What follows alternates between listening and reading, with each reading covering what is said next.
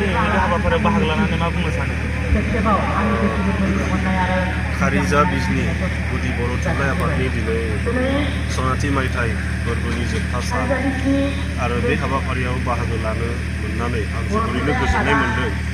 मानो होनोबा उन्दैनिफ्रायनो बोरसि दैमा बारनायनि मेथाइखौ खोनाबाय थादोंमोन आरो दिनै बोरसि दैमा बारनानै आं खारिजा बिजनि बर' थुनलाइ आफादनि सनाथि मायथाइ फोरबोआव सफैनो हादों। बेनि थाखाय आङो माने बानजाय आफाद आरो गुदि आफादनिसिम साबायखर जासिबाय आरो बर' थुनलाइ आफादनि जोनोम समनिफ्रायनो बर' थुनलाइ आफादा बर' राव थुनलाइखौ जौगाहोनायनि थाखाय खामानि मावबोबाय थादों।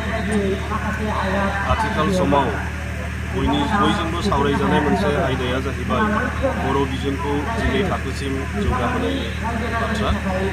बे बेलायाव बर' थुनलाइ आफादा आसाम सरकारजों रायज्लायदोंमोन आरो आसाम सरकारा बर' बिजोंखौ 12 थाखोसिम दावगाहोनायाव आसाम सरकारनि गनायथि थानाय बाथ्राखौ बिथांमोना जोंनो फोरमायथिदोंमोन। आसाम सरकार आरो बर' थुनलाइ आफादनि सावरायनायनि माइनुट्स थामहिनबा थांखिफोरखौबो फोसावनाय जादोंमोन।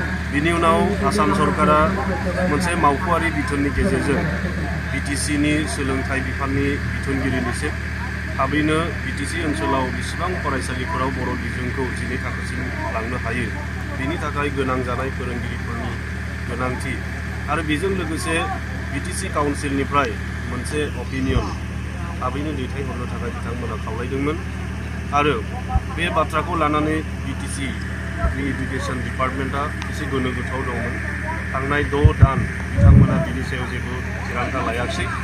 बिनि उनाव बर' थुनलाइ आफाद आरो बिटिसिनि चिफ हाग्रामा महिलारि बिथांमोननि गेजेरजों सावरायनायनि उनाव थांनाय नभेम्बर दाननि 5 खालाराव बिटिसिनि काउन्सिला बे इसि मिटिङाव बे थांखिखौ बिथांमोना आजावदों होननानै जों खौरां बिबुंसारनि गेजेरजों मिथिनो मोन्दों।